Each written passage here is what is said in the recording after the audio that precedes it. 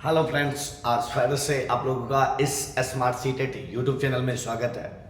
तो मेरे भाई, हम लोग लगे हुए हैं सीटेट दिसंबर 2024 की तैयारी में। तो आज इस एग्ज़ाम को मद्देनज़र में रखते हुए एक ईवीएस सेक्शन के वीडियो को बनाया गया है। देखते हैं कि हम इस वीडियो में क्या कुछ प्रश्न आपके लिए लेकर आए हैं। कह रहे बाबू, निम्नलिखित में से कौन सा समूह ईवीएस पाठ्यक्रम में सुझाए गए 6 थीम में से 4 को सही ढंग से प्रस्तुत करता है? तो 4 को सबसे बेहतर तरीके से कौन सा मेरे दोस्त प्रस्तुत करता है? तो इसमें से आ जाएगा परिवार और दोस्त, भोजन, पानी और यात्रा। विकल्प नंबर कितना? हम लोगों का आंसर बी। पौधा जो है बाबू उपथीम के अंतर्गत आता है, पेड़ पौधे उपथीम के अंतर्गत आते हैं। ठीक है, चलिए। पदार्थ नहीं, ठीक है, तो इसलिए इसका आंसर क्या हो जाएगा? विकल्प नंबर बी हम लोगों का आंसर। शिक्षार्थी के पोर्टफोलियो बनाने के लिए अच्छे तरीके क्या क्या हो सकते हैं? फटाक से मेरे दोस्त बताना, अच्छा तरीका क्या क्या हो सकता है? तो आ जाएगा मेरे दोस्त, एक विशिष्ट कारण के आधार पर पोर्टफोलियो में शामिल की जाने वाले काम का चयन करना, पोर्टफोलियो में शामिल करवाना किया जा सकता है। एक शिक्षार्थी के काम के सभी वस्तु का चयन करना, शिक्षार्थी के काम के सभी वस्तु का चयन करना, तो वस्तु के चयन की बात एनसीएफ नहीं कहता।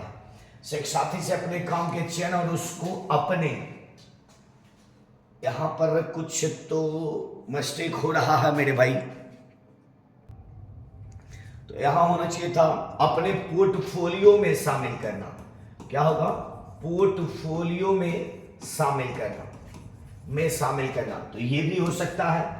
एक समयावधि में शिक्षार्थी के काम के विभिन्न स्तरों को इकट्ठा करना, ये भी होगा। तो मेरे दोस्त 2 नंबर नहीं होगा, 1, 3 और 4। विकल्प नंबर क्या? डी हम लोगों का आंसर होगा। क्लियर? आगे देखिएगा। कहता है एनसीएफ 2005 के अनुसार निम्नलिखित में से कौन सा ईवीएस के पाठ्यक्रम के बारे में सही है? कह रहा है कि एनसीएफ 2005 ईवीएस के बारे में, ईवीएस पाठ्यक्रम को पर्यावरण शिक्षा और सामाजिक विज्ञान को एक रूप में प्रस्तुत करती है। ईवीएस एक पाठ्यक्रम में सामाजिक विज्ञान और पर्यावरण शिक्षा का विषयगत एकीकरण है। ईवीएस का पाठ्यक्रम विज्ञान पर्यावरण शिक्षा का एकीकरण है। ईवीएस का पाठ्यक्रम विज्ञान, सामाजिक विज्ञान और पर्यावरण तीनों का एकीकृत उपागम है। तो विकल्प नंबर डी हम लोगों का आंसर होगा। क्लियर? आगे देखिएगा। ईवीएस शिक्षक अपने शिक्षार्थियों को पड़ोस में इस्तेमाल होने वाले विभिन्न ईंधनों पर एक सर्वेक्षण करने को कहता है। इस सर्वेक्षण के संचालन के दौरान निम्नलिखित में से कौन सी प्रक्रिया कौशल विकसित की जा सकती है? क्या कह रहा है मेरे दोस्त? अपने शिक्षार्थी को पड़ोस में इस्तेमाल होने वाले विभिन्न ईंधन पर एक सर्वेक्षण किया जा रहा है। क्या कह रहा है? सर्वेक्षण। और इस सर्वेक्षण को संचालन के दौरान निम्नलिखित में से कौन सी प्रक्रिया को कौशल विकसित किया? परिकल्पना। तो सर्वेक्षण में कल्पना कुछ नहीं होगा, समालोचनात्मक चिंतन किया जा सकता है। लेकिन जब आप सर्वेक्षण करने जाते हैं तो एक दूसरे चीजों को रिकॉर्ड करते हैं। क्या करते हैं मेरे दोस्त? रिकॉर्ड। और फिर सुनने का कौशल, आप उन व्यक्तियों से कुछ सुनते भी हो। पूर्व अनुमान और रिपोर्टिंग, अनुमान तो होगा नहीं, तो ये क्या हो जाएगा? रिकॉर्डिंग और सुनने का कौशल। सर्वेक्षण का मूल घटक यही कहलाता है। ठीक है, अगला क्वेश्चन हम लोग देखते हैं। कहता है मेरे दोस्त, सीखने के लिए निरंतर आकलन के आवश्यक तत्व क्या है? सीखने के लिए आवश्यक तत्व के बारे में, इसका उपयोग बच्चों के बारे में फैसला सुनाने के लिए लिया जाता है। इसे सीखने की स्थिति में निहित किया जाना चाहिए, किया जा सकता है। अब देखो, यह शिक्षक को उनके शिक्षण निर्माण विधि को समन्वित करने का गुंजाइश प्रदान करता है। यह शिक्षार्थी को अपने काम की निगरानी और सुधार के लिए कोई गुंजाइश नहीं करता। तो ये कथन गलत है। अब देखिए, 1, 2, 3, इसका उपयोग बच्चों के बारे में फैसला सुनाने के लिए, तो आकलन का उद्देश्य फैसला सुनाना नहीं, तो 2 और 3 हम लोगों का विकल्प नंबर सी आंसर हो जाएगा। क्लियर? आगे देखिएगा। कुणाल ने कपड़ों की बंधेज की रंगाई पर कार्यशाला करने के लिए अपने विद्यालय में एक स्थानीय कारीगर को आमंत्रित किया। मतलब क्या? कोई कार्यक्रम कर रहा, स्थानीय कारीगर को आप कक्षा में लाकर ऐसा काम करवा रहे हैं। स्थानीय कारीगर को आमंत्रित करने के उद्देश्य निम्नलिखित में से इसके अतिरिक्त है। मतलब कारीगर को आप जब बुलाए हैं, इसका मूल उद्देश्य क्या है? तो इस सारे में एक विकल्प को छोड़कर शिक्षार्थी कारीगर के ज्ञान और कौशल की सराहना करेंगे, किया जा सकता है। शिक्षार्थी टाई और रंगाई में उपयोग हेतु तकनीक की सराहना करेंगे। शिक्षार्थी को स्थानीय भाषा सीखने में मदद करेंगे, किया जा सकता। टाई डाई को हाथ से करने के अनुभव प्रदान करेंगे। तो जब आएगा तो कारीगर के ज्ञान और कौशल की बच्चा सही में सराहना करेगा, स्थानीय भाषा सीखने में मदद करेगा, हाथ से करने का अनुभव प्रदान होगा। तो क्या हो जाएगा मेरे दोस्त, कौन सा नहीं होगा?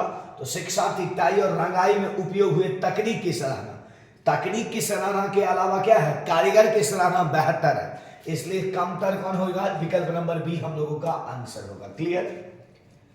मेहरे के पास कक्षा में कुछ शिक्षार्थी हैं जो प्राकृतिक आपदा के कारण अपने मूल स्थान से विस्थापित हो गए हैं। क्या कह रहा है? मूल स्थान से विस्थापित हो गए हैं और उन्हें विद्यालय वातावरण में समायोजित करने में समस्या है।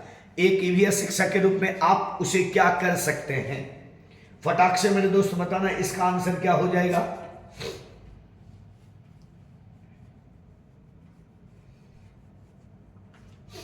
जल्दी बताओ। कह रहा कि धैर्यवान होंगे ताकि वे स्वाभाविक रूप से समय के साथ समायोजित हो। केवल विस्थापित शिक्षार्थी का एक समूह बनाए, उन्हें एक तथ्य के रूप में विस्थापन को तुरंत स्वीकारना और उन्हें आगे बढ़ने के लिए प्रोत्साहन करेंगे। उन्हें अन्य शिक्षार्थी के साथ बातचीत करने में मदद करेंगे और उनकी कहानियों को भी साझा करने के लिए कहेंगे। विकल्प नंबर डी हम लोगों का आंसर होगा। क्लियर? समुदाय संसाधन के रूप में उपयोग करने का औचित्य क्या है? समुदाय, एक क्वेश्चन आता है ईवीएस सेक्शन में, समुदाय सबसे सस्ता, समुदाय हमको प्रत्यक्ष ज्ञान देता, समुदाय में बड़े बुजुर्ग होते हैं, आस पड़ोस का घटक समुदाय होता है।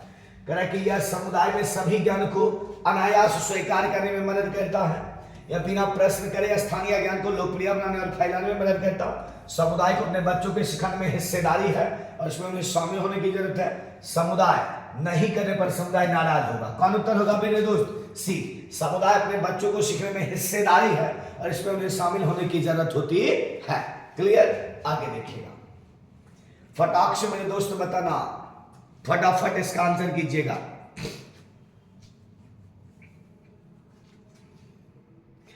कह रहा है क्या?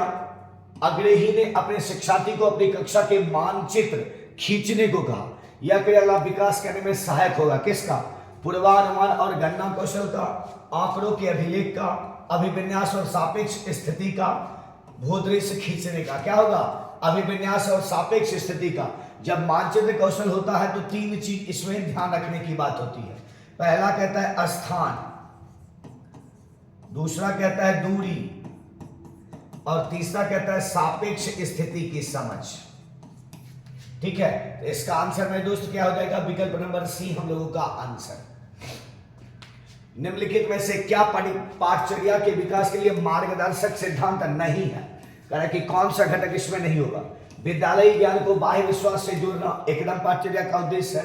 सुनिश्चित करना कि अधिगम रटंत विधियों से परे हो। तो रटंत विधि से परे का मतलब रटन से आगे, मतलब अलग हो। परीक्षा को आसान बनाना, यह इसका मूल उद्देश्य नहीं होता है। कह रहा है कि पाठचर्या को समृद्ध करना ताकि यह पाठ्य पुस्तक तक सीमित ना रहे। सही बात है। तो कौन सा कथन गलत होगा? तो विकल्प नंबर सी हम लोगों का आंसर नहीं होगा। फटाक से मेरे दोस्त बताना, फटाफट।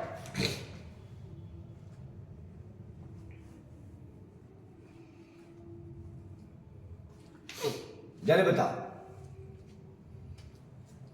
ईवीएस में शिक्षार्थियों के आवेदन करते समय देश से बचना चाहिए। तो क्वेश्चन निगेटिव है, किससे बचना चाहिए? जानकारी एकत्र करने के लिए विभिन्न तरीके का उपयोग करना चाहिए, अधिक सटीक विवरण के लिए घटना को तत्काल रिकॉर्डिंग करने से। ठीक है? तो अत्यधिक ईवीएस कहता है, ईवीएस सेक्शन में जितने आते हैं मतलब सूचना को आप क्या कर सकते हैं? सूचना को रिकॉर्ड कर सकते हैं और रख सकते हैं। आकलन के आधार पर रूप में समूह का उपयोग करना, आकलन के आधार पर आप रूप और समूह का उपयोग कर सकते हैं। आकलन करते समय तकनीक भाषा का उपयोग करना, तो तकनीक भाषा का उपयोग करने से बचना चाहिए। तो इसका उत्तर क्या हो जाएगा बाबू? विकल्प नंबर डी हम लोगों का आंसर होगा। क्लियर? आगे देखिएगा।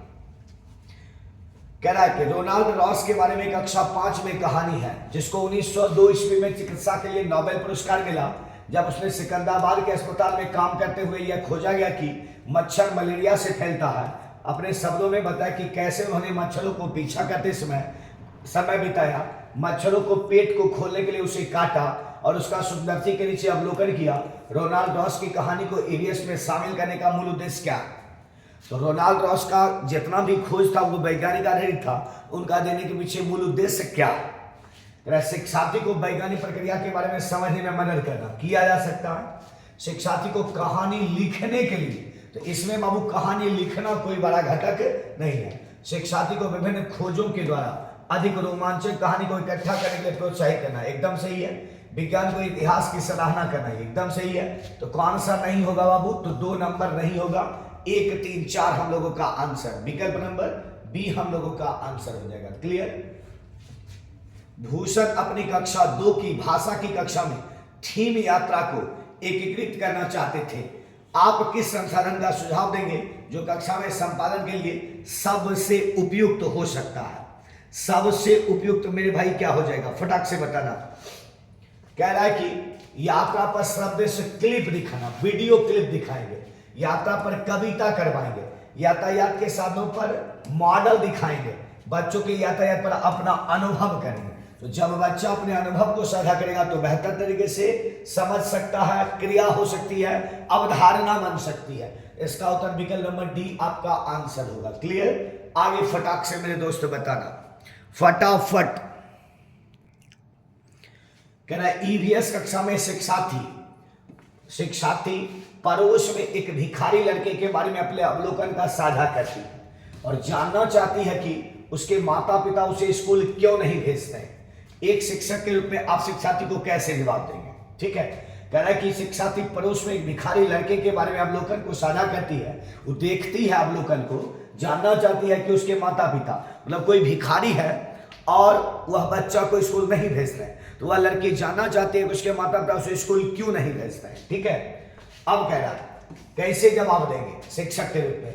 आप उसे सुनेंगे और अपने पाठ्य योजना तक सीमित रखेंगे, पूरे भारत में भिखारी की स्थिति की व्याख्या करेंगे, इस विषय को शिक्षार्थी के साथ अलग से चर्चा करेंगे, उसके अवलोकन की सराहना करेंगे और पूरी कक्षा में इस पर चर्चा करेंगे। तो इसका उत्तर क्या होगा? विकल्प नंबर डी, मतलब बच्चों के अवलोकन को कक्षा में चर्चा करेंगे और साझा भी करेंगे और विचार प्रक्रिया भी देंगे। विकल्प नंबर कितना? डी हम लोगों का आंसर होगा। खेल और पहेलियां ईवीएस के शिक्षण और अधिगम के महत्वपूर्ण हिस्से हैं। क्यों? खेल और पहेली से क्या होता है? यह कक्षा की एक रास्ता से विराम प्रदान करता है, वह शिक्षार्थी को मजे करने का समय प्रदान करता है, शिक्षार्थी को अपने पैटर्न खोजने में देता है। इनका कक्षा में संपादन करना आसान है। गलत। सबसे बेहतर आंसर बाबू क्या है? विकल्प नंबर सी, शिक्षार्थी को अपने आप पैटर्न खोजने के लिए देता है। विकल्प नंबर क्या हो जाएगा? डी नंबर हम लोगों का आंसर होगा। क्लियर? चलिए, तो आज हम लोग इस वीडियो में इतना ही क्वेश्चन की बात करेंगे, शेष की चर्चा हम लोग अगले वीडियो में करेंगे। तो मेरे दोस्त फिर मिलते हैं अगले वीडियो में। तो जाते जाते वही बात, यदि आपको अच्छा लगा होगा, समझ आया होगा, जुड़ना चाहते हैं तो मेरे दोस्त चैनल को सब्सक्राइब करें, लाइक करें, दोस्तों में शेयर जबरदस्त करें। तो फिर मिलते हैं अगले वीडियो के साथ बहुत जल्द। तब तक के लिए धन्यवाद।